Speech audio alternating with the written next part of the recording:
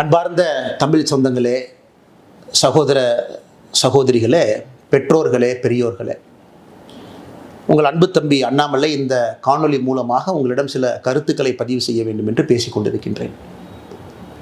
December 23ஆம் தேதி 2024 அண்ணா பல்கலைக்கழகத்தில் அங்கே படித்து கொண்டிருக்கக்கூடிய சகோதரிக்கு மிக மோசமான கோரமான ஒரு பாலியல் வன்கொடுமை நடந்தது நமக்கு தெரியும். 23ஆம் தேதி நடந்த அந்த பாலியல் வன்கொடுமை 24ஆம் தேதி 25ஆம் தேதி ஒரு குற்றவாளியை கைது செய்தாங்க. 25ஆம் தேதி காலையிலிருந்து ஒரு சாமானிய மனிதனாக உங்களைப் போல நானும் பேச ஆரம்பித்தேன். அதன் பிறகு படிப்படியாக சமூக வலைதள பதிவுகள், பத்திரிகை நண்பர்களை சந்தித்து தொடர்ச்சியாக பேசியதன் விளைவு 25ஆம் தேதி சாயந்தரம் ஒரு கைதை காமிச்சாங்க, ஞானசேகரன் என்கின்ற ஒரு மனிதனை. 25ஆம் தேதி இரவு ஞானசேகரன் யார், எந்த கட்சியை சார்ந்தவன், யாரோடெல்லாம் தொடர்பு இருக்குது, அதையும் உங்கள் முன்னால் நாங்கள் வச்சோம். எல்லா அரசியல் கட்சிகளுமே எடுத்து போராடினாங்க, பேசினாங்க. அதனால் இது நான் அரசியல் பேச விரும்பலை. முதல்ல நாங்கள் அது ஓட்டப்பந்தயம் கிடையாது. முதல்ல அண்ணாமலை தான் ட்வீட் போட்டான். அதை மாதிரி நான் ஒரு கீழ்த்தரமான அரசியல்வாதி கிடையாது. மாற்றம் வேண்டும் என்று விரும்பக்கூடிய உங்களை போன்ற ஒரு சாதாரண மனிதன். இன்றைக்கி நான் அதை பற்றி பேசலை.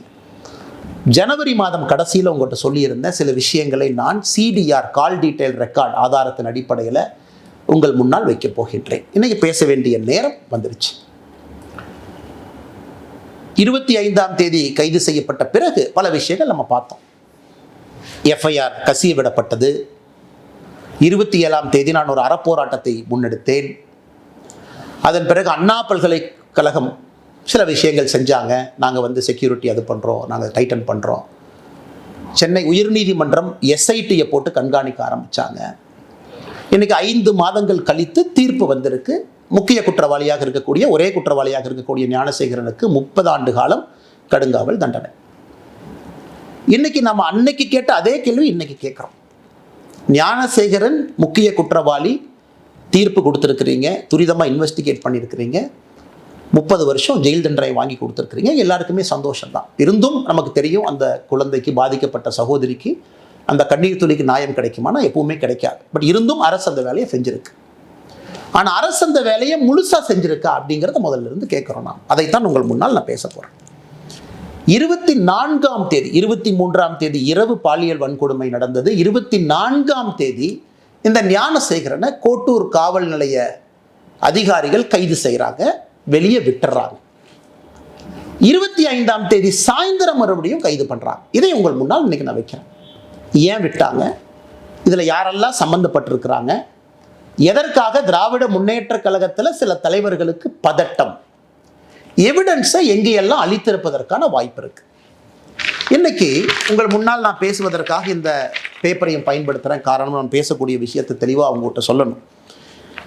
ஞானசேகரனை பொறுத்தவரை கிராவிட்டி பிரியாணி என்கின்ற ஒரு கடையை நடத்தி வருகின்றான். அன்னைக்கு சம்பவம் நடந்த பொழுது கையில் இருந்த அலைபேசி எண் 9042977907. இதுதான் ஞானசேகரன் பயன்படுத்திய மொபைல் நம்பர். அரசு வழக்கறிஞர் சொல்லியிருக்கிறாங்க, 23ஆம் தேதி அந்த சம்பவம் நடந்த பொழுது ஞானசேகரனுடைய மொபைல் ஃபோன் ஃப்ளைட் மோடில் இருந்துச்சு. 8:52 வரை நைட்டு அது ஃப்ளைட் மோடில் இருந்துச்சு. உண்மைதான், அது ஃப்ளைட் மோடில் தான் இருந்துச்சு. CDRம் அதைத்தான் சொல்லுது. நான் இன்னைக்கு தொடர் கேள்விகள் திமுக அரசு, குறிப்பாக முதலமைச்சர்கிட்ட கேட்குறேன். முதலமைச்சர் வீட்டில் பெண் குழந்தைகள் இருக்கிறாங்க. ஐயா மு க ஸ்டாலின் வீட்டில் பெண் குழந்தைகள் இருக்கிறாங்க. இன்னைக்கு அவர் நேரடியாக நம்மகிட்ட சொல்ல வேண்டிய கடமை கட்டாயம் அவருக்கு இருக்கு.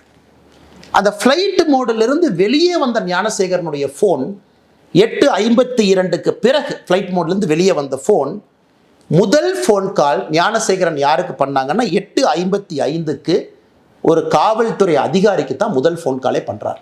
அந்த சம்பவம் முடிஞ்சு அண்ணா யூனிவர்சிட்டி அந்த சம்பவ இடத்துல தான் இருந்தாரா, கேட்டுக்கு வந்தாரா எனக்கு தெரியாது. 8:55க்கு ஞானசேகரனுடைய தொலைபேசியிலிருந்து ஒரு போலீஸ் ஸ்டேஷனை நிர்வகிக்கக்கூடிய ஸ்டேஷன் ஹவுஸ் ஆஃபீஸர், அந்த ரேங்கில் இருக்கக்கூடிய சப் இன்ஸ்பெக்டர், இன்ஸ்பெக்டர் ரேங்கில் இருக்கக்கூடிய அதிகாரிக்கு சம்பவம் முடிந்த பிறகு முதல் ஃபோன் கால் ஞானசேகரன் பண்ணுறார்.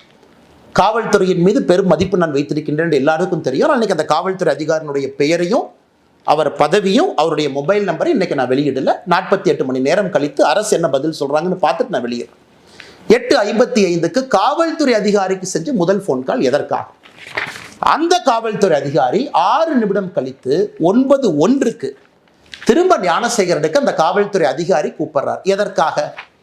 ஸோ குற்றம் செஞ்ச பிறகு அக்யூஸ்ட் கூப்பிடுற முதல் ஆள் லோக்கல்ல இருக்கக்கூடிய ஒரு காவல்துறை அதிகாரி. விசாரிச்சிங்களா? காவல்துறை அதிகாரிக்கு என்ன ரிப்போர்ட்டிங், என்ன ஞானசேகரன் பண்றான்? குற்றம் செய்த பிறகு அது சார்ஜ் ஷீட்ல கொண்டு வந்தீங்களா? அதிகாரிக்கும் இவனுக்கும் இதுக்கு முன்னாடி ஏதாச்சும் தொடர்பா இருக்கா? ஏன் நான் திரும்ப திரும்ப கேட்கிறேன்னா, மே 14 ஞானசேகரன் மீது 2வது எஃப்ஐஆர் சிபிசிஐடி ரெஜிஸ்டர் பண்ணியிருக்காங்க. December 23 offence, first FIR. இது போன்ற இன்ன பெண்கள் பாதிக்கப்பட்டிருக்கின்றார்களா? அண்ணா யூனிவர்சிட்டியில் ஒரு கேஸ் மட்டுமா, இன்னும் மல்டிபிள் கேசஸா? இதே மோடஸ் ஆபரண்டியை பயன்படுத்தினானா? ஸோ அரசு என்ன பண்றாங்க, மே 14 வெளியே ரெஜிஸ்டர் பண்ண எஃப்ஐஆரையும் சீக்கிரட்டா வச்சுக்கிட்டாங்க. நமக்கு சொல்லல. பாலியல் வன்கொடுமை மற்றும் ஒரு வழக்கு ஞானசேகரன் மீது மே 14 சிபிசிஐடி, அது எந்த ஸ்டேஜில் இருக்குன்னு யாருக்கும் தெரியாது. அதனால தான் அந்த கேள்வியை கேட்கிறேன். இதுல முக்கியமான விஷயம், 24 குற்றம் செய்த பிறகு அடுத்த நாள் ஞானசேகரன் என்ன செய்யறான்? சிடிஆரை பொறுத்த வரைக்கும் பிஹேவியர் எப்படி இருக்கு? அந்த பகுதி 170வது பிளாக் வட்ட செயலாளர், ஒரு முக்கியமான திராவிட முன்னேற்ற கழகத்தினுடைய மூத்த தலைவர் கோட்டூர் சண்முகம். கோட்டூர் சண்முகமும் ஞானசேகரனும் அன்னைக்கு 24 காலையிலிருந்து சாயந்தரம் வரைக்கும் 6 முறை பேசுறாங்க.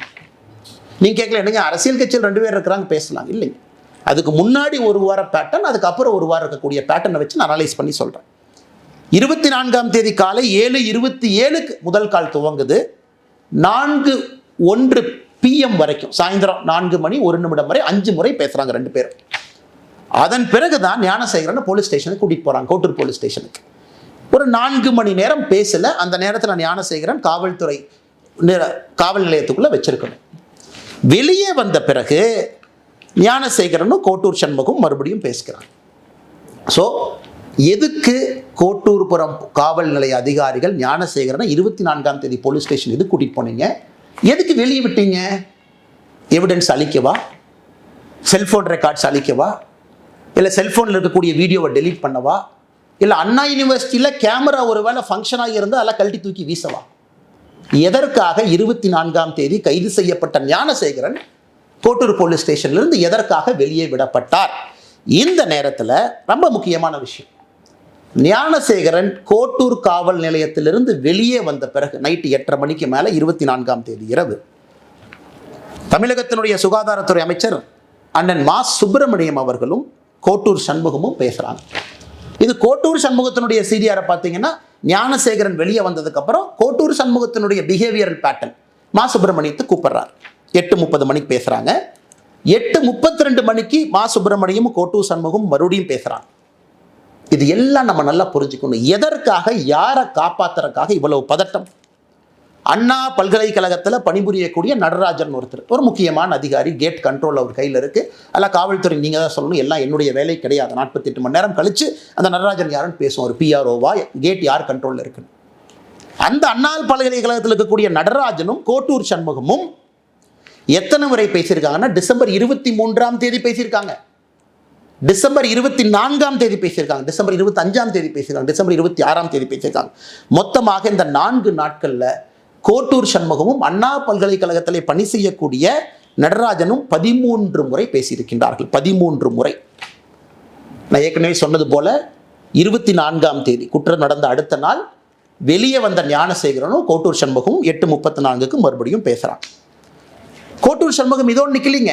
ஞானசேகரன் 8:34 சாயந்தரம் மணிக்கு பேசிய பிறகு கோட்டூர் சண்முகம் யார்கிட்ட பேசுறாங்கன்னா, இன்னொரு காவல்துறை உயர் அதிகாரி, ஏன்னா காவல்துறை மீது மரியாதை இருக்கின்ற காரணத்தினால உயர் அதிகாரியுடைய பேர் அந்த நேரத்தில் சொல்லல. 8:59 சாயந்தரம் ஃபோன் பண்றார் Kottur Shanmugam, tax to that police officer. 9:07 மறுபடியும் Kottur Shanmugam tax to that police officer. இதெல்லாம் 24 இரவு. நல்லா நீங்க மக்களை யோசிச்சு பாருங்க. 24 பதட்டம். காவல்துறை கூட்டிட்டு போறாங்க, காலையிலிருந்து பேசுறாங்க, மா சுப்பிரமணியத்திட்ட பேசுறாங்க, தமிழகத்தினுடைய சுகாதாரத்துறை அமைச்சர், காவல்துறை அதிகாரிகிட்ட பேசுறாங்க, அண்ணா யூனிவர்சிட்டியில் பணிபுரியக்கூடியவங்ககிட்ட பேசுறாங்க. அந்த 24th night is the most crucial night. காரணம், எவிடன்ஸ் அளிக்கப்படுது. உள்ள போயிட்டு வெளியே வந்த ஞானசேகரன் எவிடன்ஸ் அளிக்கப்படுது. ஏன்னா இவங்க ரெஜிஸ்டர் பண்ண 11 செக்ஷன்ல, நான் புதுசாக அது பொருளை கலப்பினீங்க சொல்லல, தமிழகத்தினுடைய எஸ்ஐடி ரெஜிஸ்டர் பண்ண 11 செக்ஷன்ல ஒரு செக்ஷன் எவிடன்ஸ் அளிச்சதுக்காக ஒரு செக்ஷனை போட்டிருக்கான். அப்ப என்ன எவிடன்ஸ் அளிக்கப்பட்டது? அதன் பிறகு 25ஆம் தேதி காவல்துறை சொல்றாங்க ஞானசேகரன் சாயந்தரம் கைது பண்ற பிறகு அண்ணா யூனிவர்சிட்டி சிசிடிவி வேலை செய்யல, செல்போன்ல எங்களுக்கு தெரியல. மே 14ஆம் தேதி தான் சொல்றாங்க இன்னொரு பாலியல் வன்கொடுமை வழக்கு ஞானசேகரன் மீது பதிவு செஞ்சிருக்கிறாங்க. அதை பத்தி யாரும் நம்ம பேசல, அது எந்த ஸ்டேஜில் இருக்குன்னு கூட தெரியாது. 25ஆம் தேதி காவல்துறையை பொறுத்தவரை பிளாங்க். ஞானசேகரனை கைது செய்த பிறகு பிளாங்க். ஸோ கோட்டூர் சண்முகத்திற்கு எதற்காக இவ்வளவு பதட்டம்? அந்த பகுதியினுடைய திராவிட முன்னேற்ற கழகத்தினுடைய வட்ட செயலாளர். அப்ப காவல்துறை SIT அதிகாரிகள் கோட்டூர் சண்முகத்தை கூப்பிட்டு விசாரிச்சிங்களா? ஸ்டேட்மெண்ட் எடுத்தீங்களா? கோட்டூர் சண்முகம் எந்த காவல்துறை அதிகாரிகிட்ட பேசினாங்க, அவங்கள கூப்பிட்டு பேசுனீங்களா? மா சுப்பிரமணியம் அமைச்சரை போலீஸ் ஸ்டேஷனுக்கு கூப்பிட்டீங்களா? SIT மா சுப்பிரமணியம் அவன்கிட்ட கேட்டீங்களா? எதற்காக ஃபோன் வந்துச்சு, எதற்காக நீங்க பேசுனீங்க, இந்த பேட்டர்ல எதற்காக நீங்க இன்வால்வ் ஆயிருக்கிறீங்க? இந்த கேள்விகளை நம்முடைய SIT அதிகாரிகள் கேட்டீங்களா? அன்பு சொந்தங்களே, இந்த நேரத்தில் நீங்க ரெண்டு விஷயத்தை பார்க்கணும். இந்த 24ஆம் தேதி இவ்வளவு நான் சொல்ல இன்னைக்கு பாதிக்கப்பட்ட மாணவியினுடைய வழக்கறிஞர் சொல்றாரு, அதே 24ஆம் தேதி 2 காவல்துறை அதிகாரிகள் அந்த மாணவியை பார்த்து FIR வேண்டாமா, FIRலாம் போட்டா வாழ்க்கை கெட்டு போயிருமா, FIR கொடுக்காதேன்னு 2 பேர் சொல்றாங்க. 2 காவல்துறை அதிகாரி, ஒருத்தர் மஃப்டியில் வர்றாங்க, ஒருத்தவங்க யூனிஃபார்ம்ல வர்றாங்க. நான் சொல்லுகின்ற இவ்வளவு விஷயங்கள் 24ஆம் தேதி நடக்கும் பொழுது 2 காவல்துறை அதிகாரிகள் அதே 24ஆம் தேதி மாணவியிட்ட FIR எடுக்க 1 full day டிலே பண்றாங்க. ஸோ அதனால் இது எல்லாமே உங்களுடைய கவனத்துக்கு கொண்டு வருவது மட்டுமல்ல, உங்கள் முன்னால் இந்த நேரத்தில் நான் வைத்திருக்கின்றேன். அன்பு சொந்தங்களை, இன்னைக்கு நாம கேட்கக்கூடிய முக்கியமான கேள்விகள், யார் அந்த சார்? அதே கேள்வியை திரும்ப நம்ம கேட்கிறோம், முதல்ல இருந்து கேட்டுக்கிட்டு இருக்கோம். சர்க்கம்ஸ்டன்ஷியல் எவிடன்ஸ் என்ன? இதெல்லாமே ஓப்பன் CDR கால்ஸ். இந்த CDRலாம் பார்த்தீங்கன்னா 3 செகண்ட் பேசுகிறாங்க, அண்ணே வாட்ஸ்அப்பில் வாங்கிறார். வாட்ஸ்அப் நம்மகிட்ட இல்லை, அது காவல்துறையிட்டு இருக்கு. IPDRன்னு அது தனியாக ஒன்று போட்டு அவங்க எடுப்பாங்க. ஸோ வாட்ஸ்அப்பில் என்ன பேசுனாங்க தெரியாது. நான் சொல்வதெல்லாம் நேரடியாக தொலைபேசியில் ஓப்பன் டாக் பேசியிருக்கக்கூடிய கால். IPDR அக்சஸ் நம்மகிட்ட இல்லைங்க, அது காவல்துறையிட்டு இருக்கும். ஸோ யார் இன்டர்நெட் ஃபோன் கால் பண்ணது? சாதாரணமாகவே நம்மளே வாட்ஸ்அப்பில் தானே பேசுகிறோம். ஸோ எத்தனையோ கால் இதில் பார்த்தீங்கன்னா 3 செகண்ட் 4 செகண்ட் பேசின கால் என்ன, அண்ணே வணக்கண்ணே கொஞ்சம் வாட்ஸ்அப்பில் வாங்க. கோட்டூர் சண்முகம் விசாரிக்கப்பட வேண்டிய நபர். தமிழகத்தினுடைய சுகாதாரத்துறை அமைச்சர் மா சுப்பிரமணியம் விசாரிக்கப்பட வேண்டிய நபர். அந்த தெளிவை முதலமைச்சர் சொல்லாம எதுக்கு நாடகம் போடுறார்? முதலமைச்சராக ஒரு பக்கம், திராவிட முன்னேற்ற கழகத்தினுடைய தலைவராக இன்னொரு பக்கம் இருக்குல்ல. முதலமைச்சருக்கு 2 பொறுப்புகள், 2 பதவிகள் இருக்கு. கட்சி இன்வால்வ் ஆயிருக்கு, முதல்ல இருந்து இன்வால்வ் ஆயிருக்கு, காவல்துறை அதிகாரிகள் இன்வால்வ் ஆயிருக்கிறாங்க.